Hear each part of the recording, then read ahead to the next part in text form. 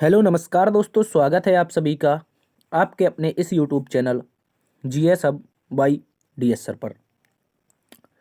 दोस्तों आज की इस क्लास में हम यूपी डीएलएड यानी कि बीटीसी के सेकंड सेमेस्टर के लिए एक इम्पोर्टेंट सामाजिक अध्ययन की क्लास देखने वाले हैं।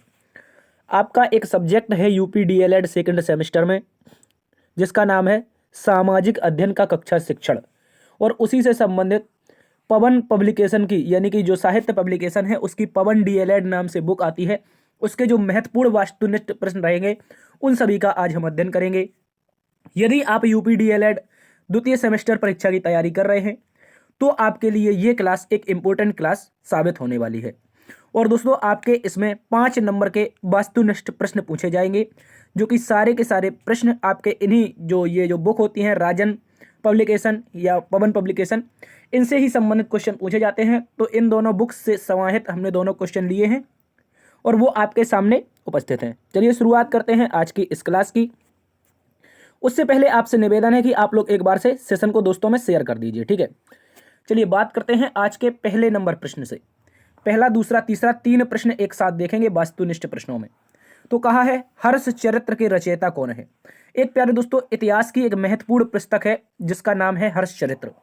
हर्ष चरित्र अगर पुस्तक की बात करेंगे दोस्तों, इस पुस्तक का लेखन किया है बाणभट्ट ने। किसने किया है? बाणभट्ट की पुस्तक है, याद रखेंगे, हर्ष चरित्र, ठीक है। इसको आप लोग अच्छे से याद रखेंगे। महाराजा हर्षवर्धन के जीवन पर यह क्या की गई है? लिखी गई है, ठीक है। इसको याद रखेंगे।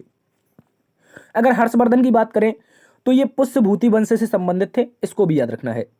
चलिए बात करते हैं अगर हम दूसरे प्रश्न की। तो कहा है चालुक्य वंश का सबसे प्रतापी राजा कौन था। तो चालुक्य वंश का प्रतापी राजा जिसका नाम था दोस्तों पुलकेशन द्वितीय, कौन था?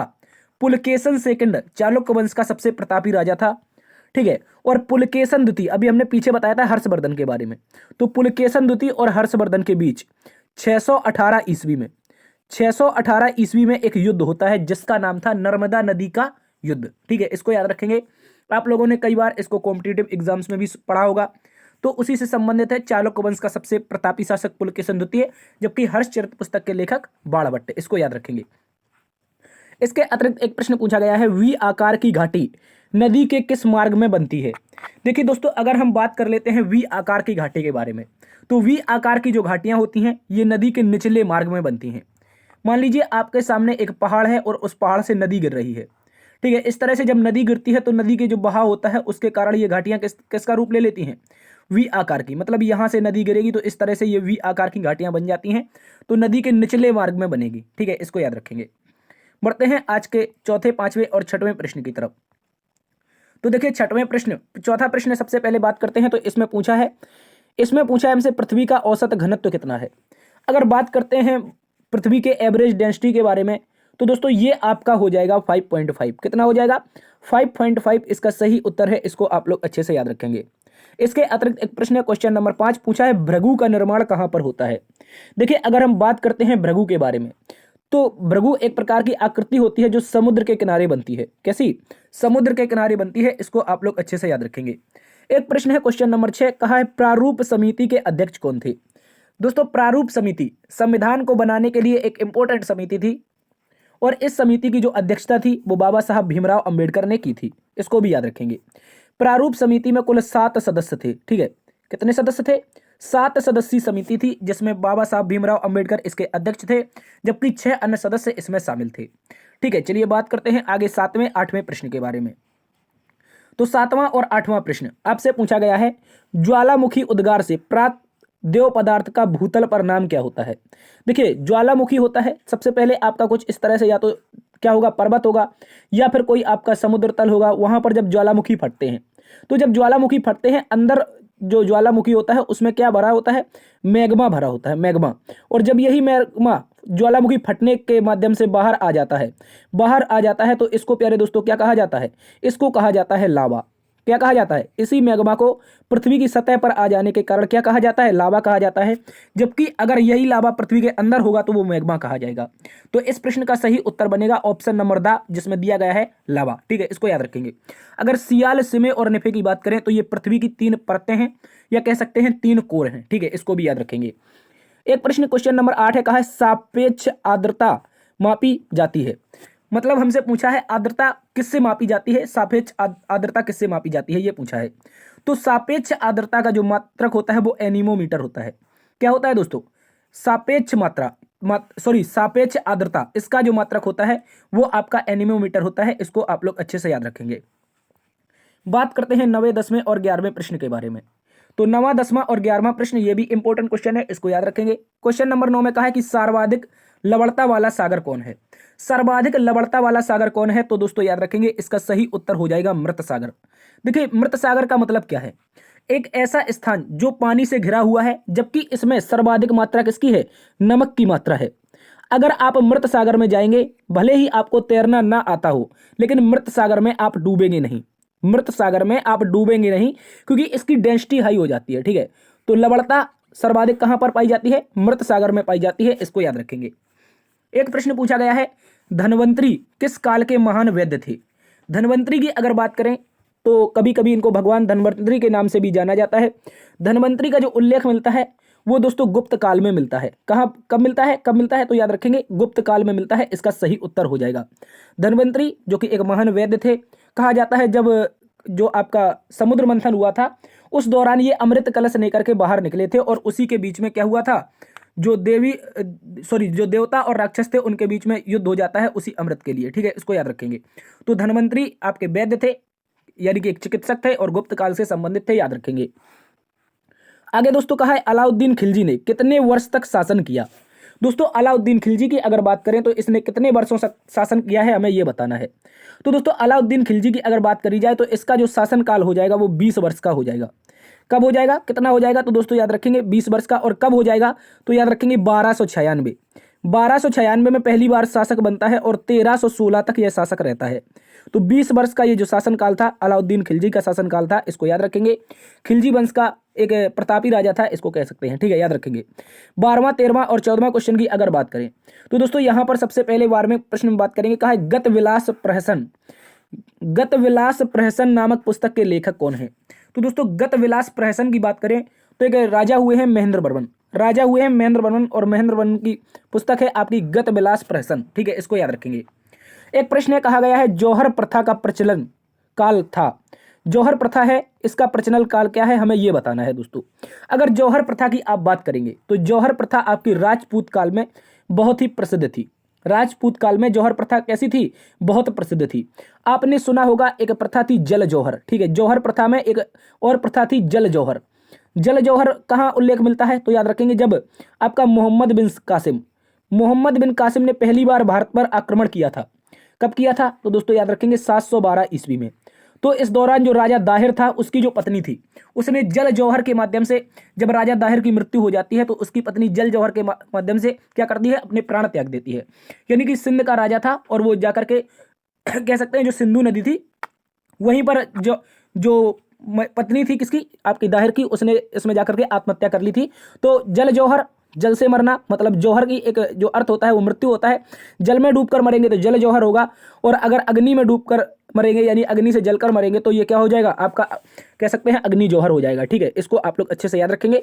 राजपूत काल की एक प्रसिद्ध प्रथा थी। ठीक है, इसको याद रखेंगे। कहा है दोस्तों, वह बजट जिसमें आय और व्यय बराबर होता है उसे क्या कहा जाता है? दोस्तों अगर आय और व्यय जिस बजट में क्या होगा? बराबर हो जाएगा, वो बजट आपका संतुलित बजट कहलाएगा। ठीक है, इसको याद रखेंगे। जिस बजट में आपका आय और व्यय बराबर होता है, यानी कि इनकम और डेफिसिट दोनों बराबर होंगे, तो दोस्तों याद रखेंगे ये क्या हो जाएंगे? आपके संतुलित बजट हो जाएंगे। बात करते हैं 15, 16 और 17 नंबर प्रश्न की। 15, 16 और 17 नंबर प्रश्न कहा है दोस्तों 15वें नंबर प्रश्न में, भारतीय कृषि में निम्न उत्पादकता का कारण है। भारतीय कृषि में निम्नलिखित में से ऐसी कौन सी उत्पादकता है जिसका कारण यहां पर हमें बताना है? तो देखिए, अगर बात करें भारतीय कृषि में तो दोस्तों जोत का छोटा आकार दोस्तों भारत में जो कृषि है उसकी उत्पादकता का मुख्य कारण है। इसको याद रखेंगे। देखिए, एक प्रश्न पूछा है, हरिसेन किसके दरबारी कवि थे? दोस्तों हरिसेन की अगर हम बात करेंगे तो ये दोस्तों चंद्रगुप्त द्वितीय, जो कि गुप्त काल का एक महान शासक था, इसके दरबारी कवि थे हरिसेन। और हरिसेन ने एक पुस्तक लिखी थी जिसका नाम था प्रयाग प्रशस्ति। क्या नाम था? माफी चाहेंगे, यहाँ पर यहाँ पर चंद्रगुप्त नहीं होगा, समुद्रगुप्त हो जाएगा। क्या हो जाएगा? समुद्रगुप्त। जिसे भारत का नेपोलियन कहा जाता है, इसके द्वारा याद रखेंगे इसके दरबार में आपके हरिसेठ रहते थे और हरिसेठ ने क्या लिखी थी दोस्तों, प्रयाग प्रशस्ति लिखी थी। क्या लिखी थी? प्रयाग प्रशस्ति लिखी थी। बहुत इंपॉर्टेंट है, अच्छे से याद रखेंगे। और यह जो पुस्तक थी ये संस्कृत भाषा में पत्थर पर उकेरी गई समुद्रगुप्त की आत्मकथा थी। इसको भी आप लोग अच्छे से याद रखेंगे। देखिए एक प्रश्न पूछा है, इंडिका की रचना किसने की है? दोस्तों अगर हम इंडिका की बात करते हैं, तो दोस्तों ये मेगस्थनीज की क्या हो जाएगी? रचना हो जाएगी इंडिका। मेगस्थनीज को याद रखेंगे। ये एक विदेशी क्या था, आपका विदेशी कह सकते हैं, एक राजदूत था जो कि आपका आया था चंद्रगुप्त मौर्य के दरबार में। ठीक है, इसको याद रखेंगे। तो इसने क्या लिखी थी? इसने लिखी थी इंडिका। ठीक है, बढ़ते हैं अगले प्रश्न की तरफ। 18 नंबर, 19 नंबर और 20 नंबर। दोस्तों 18 नंबर प्रश्न, कहा है चतुर्भुज मंदिर कहाँ स्थित है? दोस्तों अगर हम चतुर्भुज मंदिर की बात करते हैं तो खजुराहो जो मंदिर है उन्हीं मंदिरों का एक समूह है, जो खजुराहो के मंदिर समूह है उनमें से एक मंदिर है जिसका नाम है चतुर्भुज मंदिर। ठीक है, और यहीं पर आपका कंदरिया महादेव का भी मंदिर मिलता है। खजुराहो मंदिर में कौन सा मिलता है? कंदरिया महादेव मंदिर। ये भी आप लोग अच्छे से याद रखेंगे। कंदरिया महादेव मंदिर कहाँ पर है? कंदरिया महादेव मंदिर ये भी खजुराहो के मंदिरों का एक हिस्सा है और मध्य प्रदेश में छतरपुर डिस्ट्रिक्ट में स्थित है ये मंदिर। ठीक है, इसको याद रखेंगे। दोस्तों कहा है, यहां पर हमसे कहा है कि पत्र मुद्रा का प्रकार है। पत्र मुद्रा का प्रकार है तो दोस्तों याद रखेंगे, पत्र मुद्रा में आपकी चेक आ जाती है, हुंडी आ जाती है और बॉन्ड आ जाता है। ठीक है, इसको आप लोग अच्छे से याद रखेंगे। उपयुक्त सभी इसका सही उत्तर हो जाएगा। देखिए चतुर्भुज मंदिर, ये क्वेश्चन के बारे में अभी हमने बताया, ये छतरपुर में नहीं है, ये खजुराहो एक स्पेशल डिस्ट्रिक्ट है मध्य प्रदेश का, वहीं पर स्थित है। ठीक है, माफी चाहेंगे, मैंने उसको आपका क्या बता दिया? छतरपुर बता दिया। ठीक है, बात करते हैं अगले प्रश्न 20 नंबर प्रश्न की। तो कहा है भारतीय अर्थव्यवस्था के समक्ष प्रमुख चुनौतियां क्या हैं? तो भारतीय जो अर्थव्यवस्था है इसमें जो प्रमुख चुनौती है, पहली तो जनसंख्या वृद्धि। भारत की जनसंख्या निरंतर बढ़ रही है और इस समय हम जनसंख्या के मामले में प्रथम स्थान पर पहुंच चुके हैं। दूसरी है बेरोजगारी। दूसरी बेरोजगारी है क्योंकि बहुत सारा युवा, जो कि भारत की ताकत माना जाता है, क्योंकि भारत युवाओं का देश कहा जा रहा है वर्तमान में, तो इस समय जो भारत का युवा है वो बेरोजगार है, उसको अच्छे तरह से रोजगार नहीं मिल रहा है। इस कारण दूसरी समस्या तो ये हो जाएगी, प्रमुख चुनौती बेरोजगारी हो जाएगी। तीसरी कृषि की दयनीय स्थिति, यानी कि किसानों का अगर सरकार उत्थान करेगी, किसानों को बताएगी कि किस माध्यम से वो कम समय में और कम जमीन में अच्छी पैदावार कैसे ले सकते हैं, तो ये आपकी तीन प्रमुख समस्या है। पहला तो जनसंख्या वृद्धि, दूसरा बेरोजगारी और कृषि की दयनीय स्थिति। इसको याद रखेंगे। तीनों की तीनों यानी कि उपरोक्त सभी ऑप्शन नंबर दा इस प्रश्न का सही उत्तर हो जाएगा। बात करते हैं अगले 21-22 प्रश्न की। 21-22 प्रश्न की बात करें तो देखिए यहां पर लिखा है देवनागरी लिपि हिंदी संघ में राजभाषा हो, संविधान की किस धारा में बताया गया है? अगर दोस्तों देवनागरी की बात करेंगे, हिंदी की बात करेंगे, तो जो राजभाषा होगी ये धारा 343 संविधान का, या अनुच्छेद 343 कह सकते हैं, या फिर धारा 343 कह सकते हैं। इसको आप लोग अच्छे से याद रखेंगे। दोस्तों 22वां नंबर का है शिक्षा संविधान की किस सूची का विषय है? शिक्षा की अगर बात करें दोस्तों, ये आपका समवर्ती सूची का विषय है। कौन सी सूची हो जाएगी प्यारे दोस्तों? समवर्ती सूची इसका सही उत्तर हो जाएगा। शिक्षा है, वन है, वन्य जीव है, मापतोल है, ये आपकी 42वें संविधान संशोधन के तहत आपकी क्या कर दी थी? समवर्ती सूची में डाल दी थी। पहले ये किसमें थी? राज्य सूची में थी। ठीक है, तो शिक्षा आपकी किसमें हो जाएगी? समवर्ती सूची। ऑप्शन नंबर सा इसका सही उत्तर है। बात करते हैं अगले 23, 24 और 25 नंबर प्रश्न की। तो देखिए 23वां नंबर प्रश्न में कहा है उपभोक्ता जागरूकता की प्रमुख विशेषताएं हैं। तो उपभोक्ता जागरूकता की जो प्रमुख विशेषताएं हैं, उपभोक्ता को सूचना का ज्ञान देना चाहिए, उसको तार्किक सोच के बारे में बताना चाहिए और क्रियाशीलता। ये तीनों की तीनों जो जानकारी है ये उपभोक्ता जागरूकता की क्या है? आपकी विशेषताएं हैं। इसको याद रखेंगे। दोस्तों 24 नंबर प्रश्न में कहा है पृथ्वी को कितने गोलार्धों में बांटा गया है? देखिए ये अपनी एक पृथ्वी है, इस तरह से अपनी पृथ्वी है और इसको दो गोलार्धों में बांटा गया है। एक नॉर्थ हेमिस्फीयर, एक आपका सदर्न हेमिस्फीयर। ठीक है, एक नॉर्दर्न हेमिस्फीयर हो जाएगा, दूसरा आपका साधारण हेमिस्फीयर, यानी कि एक उत्तरी गोलार्ध और दूसरा दक्षिणी गोलार्ध, यानी कि दो गोलार्धों में बांटा गया है। ऑप्शन नंबर आ में दे रखा है, इसको याद रखेंगे। अगला प्रश्न का है भारत में सर्वाधिक वर्षा कहां पर होती है?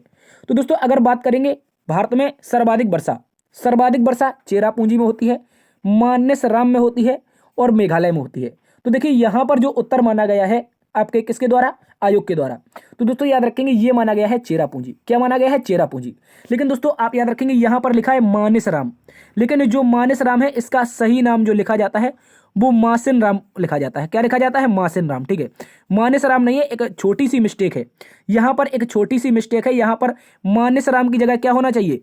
मासिन राम। ठीक है, मासिन राम इसका सही उत्तर हो जाएगा, जो कि मेघालय के अंतर्गत चेरापूंजी में पड़ता है। ठीक है, इसको याद रखेंगे।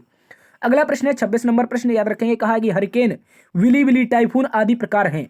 तो हरिकेन एक प्रकार का तूफान होता है, बिलीबिलीज एक प्रकार का तूफान यानी कि चक्रवात होता है, और टाइफून भी एक प्रकार का चक्रवात होता है। देखिए अगर हम बात करेंगे दोस्तों विली विली के बारे में, विली विली ऑस्ट्रेलिया में चक्रवात को कहा जाता है। टाइफून कहाँ पर कहा जाता है, तो चीन में कहा जाता है। और हरिकेन कहाँ पर कहा जाता है, ये आप लोग बताएंगे। ठीक है, तो इसका सही उत्तर हो जाएगा चक्रवात। जो चक्रवात है इसके प्रकार हैं ये तीनों के तीनों, हरिकेन, बिलीबिली और टाइफून। ठीक है, इसको याद रखेंगे। आगे दोस्तों 27वें नंबर प्रश्न में कहा है वायुमंडल में सर्वाधिक मात्रा में पाई जाने वाली गैस है। तो वायुमंडल में सर्वाधिक मात्रा में पाई जाती है नाइट्रोजन, जो कि 78% के अराउंड पाई जाती है। सेकंड स्थान पर आपकी ऑक्सीजन पाई जाती है। क्या पाई जाती है? सेकंड स्थान पर 21% के आसपास आपकी ऑक्सीजन पाई जाती है। तो सर्वाधिक मात्रा में आपकी नाइट्रोजन हो जाएगी, याद रखेंगे। बात करते हैं आगे 28, 29 और 30 नंबर प्रश्न की। ठीक है, अगर बात करें 28, 29 और 30 नंबर प्रश्न की, तो दोस्तों यहां पर लिखा है सूर्य का प्रकाश पृथ्वी पर पहुंचने में कितना समय लगता है। तो दोस्तों लगभग 500 सेकंड, याद रखेंगे। लगभग 500 सेकंड का समय लगता है, या फिर इसी को कहा जाता है 8 मिनट 3 सेकंड। 8 मिनट 3 सेकंड या फिर लगभग 500 सेकंड। ठीक है, सूर्य का प्रकाश पृथ्वी पर पहुंचता है। आगे दोस्तों कहा है दक्षिण की लोमड़ी उपनाम से जाना जाता है। दोस्तों ये एक जो मध्यकाल हुआ है उस दौरान एक व्यक्ति था जिसका नाम था बरौद उल मुल्क। एक व्यक्ति था जिसका नाम था बरौद उल मुल्क, और बरौद उल मुल्क को क्या कहा जाता है दोस्तों? दक्षिण की लोमड़ी के नाम से जाना जाता है। इसको याद रखेंगे। अगला नंबर प्रश्न है 30 नंबर। तो दोस्तों यहां पर हमसे कहा गया तराइन का युद्ध कब हुआ। देखिए तराइन के बेसिकली 2 युद्ध हुए हैं। अगर बात करेगा तराइन का युद्ध कब हुआ, तो यहां पर चर्चा कर रहा है पहले वाले युद्ध की। अगर पहले वाले युद्ध की बात करेंगे तो 1191 में तराइन का प्रथम युद्ध हुआ था, और इसमें पृथ्वीराज चौहान और मोहम्मद गौरी के बीच होता है, जिसमें पृथ्वीराज चौहान जीत जाता है। जबकि तराइन का दूसरा युद्ध भी होता है, वो आपका 1192 में होता है। कब होता है? 1192 में। और इस दौरान फिर से पृथ्वीराज चौहान और मोहम्मद गौरी सामने होते हैं, जिसमें दोस्तों आपका इस बार गौरी जीत जाता है। ठीक है, इसको याद रखेंगे। तो तराइन का पहला युद्ध की बात करेंगे तो 1191, अगर दूसरे की बात करेंगे तो 1192। ठीक है, इसको याद रखेंगे। फिर से कहा है तराइन का युद्ध कब हुआ, तो इस बार जो उत्तर बनेगा, ये हमने दोनों के दोनों क्वेश्चन बता दिए हैं, एक जैसे क्वेश्चन है। ठीक है, पहला फिर से सुन लीजिए, पहला आपका 1191 जिसमें पृथ्वीराज चौहान जीतते हैं, दूसरा आपका 1192 जिसमें मोहम्मद गौरी जीतता है। ठीक है, इसको याद रखेंगे। तो दोस्तों आज के सारे प्रश्न यहीं पर समाप्त करते हैं। आशा करते हैं आज की क्लास आपको पसंद आई होगी। यदि पसंद आई है तो एक बार से सेशन को लाइक कर दीजिए, दोस्तों में सेशन को शेयर कर दीजिए। जो भी स्टूडेंट तैयारी कर रहा है वो इस तरह की वीडियो निरंतर चाहता है तो आप अपने चैनल को सब्सक्राइब भी कर लीजिए। देखते रहिए आपका अपना परिवार GS hub by DS sir. मिलते हैं कल एक नई क्लास में नई ऊर्जा के साथ। तब तक के लिए अपना ख्याल रखना, बड़ों का सम्मान करना, छोटों को प्यार देना। जय हिंद, जय भारत।